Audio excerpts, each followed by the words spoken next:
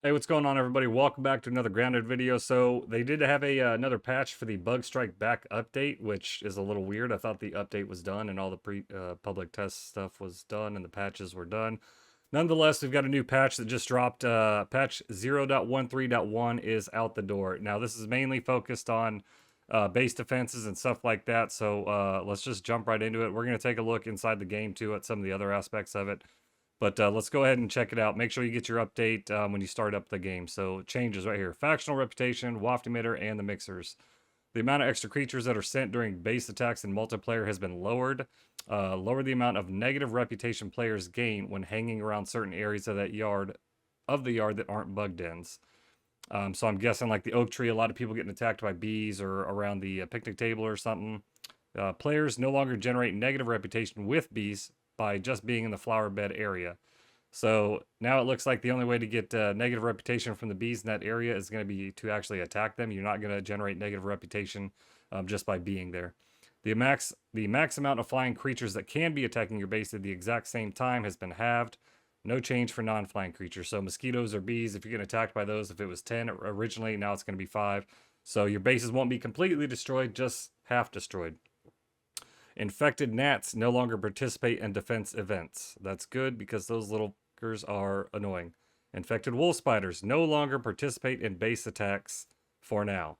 So everybody that's excited to have infected wolf spiders come and attack your base, that's no longer an option, at least for the time being. And for those of you who are afraid of having the affected wolf spiders come and attack your base, you no longer have to worry for now.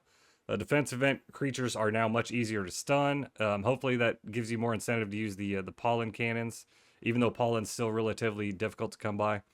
Defense event creatures now remain stunned for longer, which is good. Defense event creatures now have a much lower stun cooldown. Defense event creatures now take 3 times the damage from turrets, up from 2 times. So turrets, we did a live stream last week, I believe, and we used the turrets for the haze mixer and the sandbox mixer, and those turrets just decimated the insects that we had there. That was just solo with me. So interesting that they actually increased the damage from turrets. I guess that's definitely at least to help, like I said, with the base defense events themselves.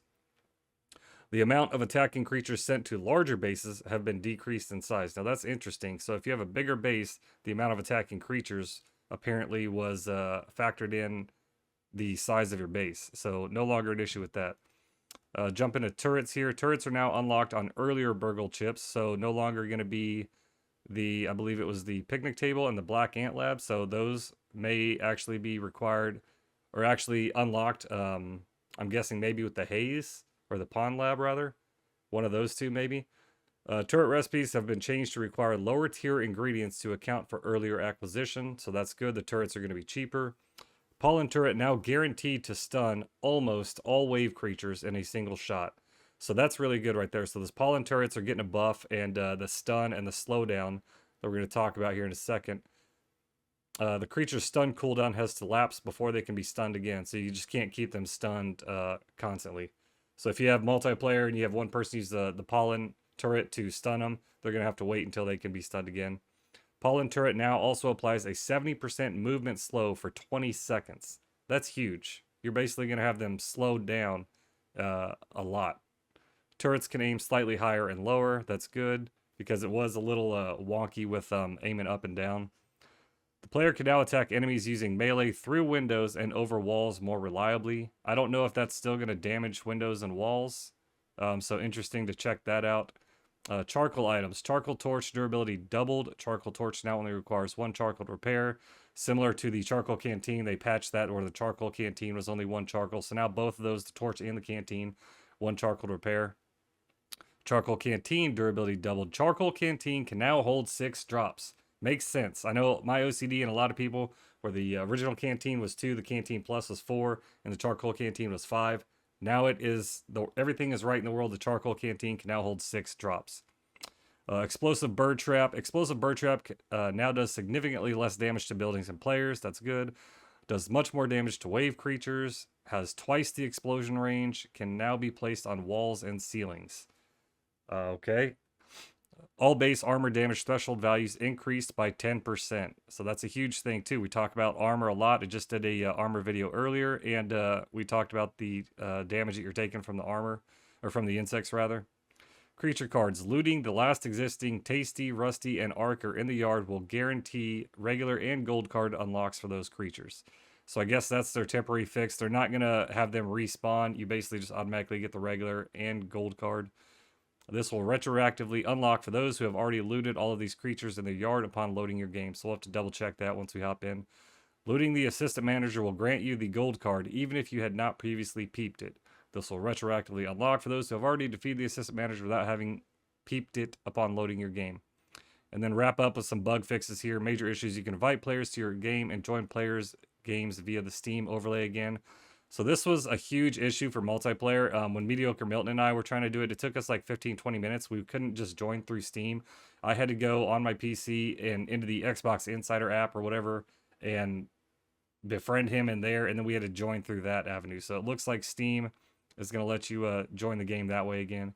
Improved memory usage on Xbox Series S to prevent out-of-memory crashes. Items will no longer gradually lose durability after multiple save/loads on difficulties that are not medium.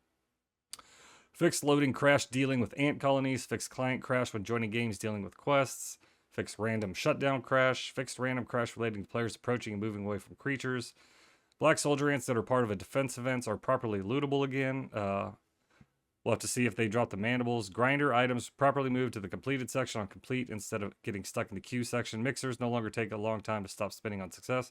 Rusty gold card unlocks properly now. So that's all the changes. Let's go ahead and jump in and see. I can't check all the base defense stuff, but we can go ahead and check the creature cards real quick. So it looks like we automatically have the gold Tasty. We have the gold Archer and the gold assistant manager. Now I don't have the Rusty, so it said if you loot the last one of the map, then you should get it. So apparently there's a Rusty out there that I haven't found yet. So interesting. More gold cards. Cool. That's pretty much it. So that's all we got for this video, guys. Small little patch that I thought the update was already done, but apparently they're still going to be patching stuff in between updates, which is good. Hopefully that continues and they touch a little bit more on the armor, but that's what we got for this one, like I said, guys. So make sure you like, comment, and subscribe. If you haven't already, we'd love to have you join the community. Link in the description to join the Discord. And with that being said, everybody, take care of yourself, take care of each other, and as always, stay original, my friends. We'll see you guys in the next video. Later.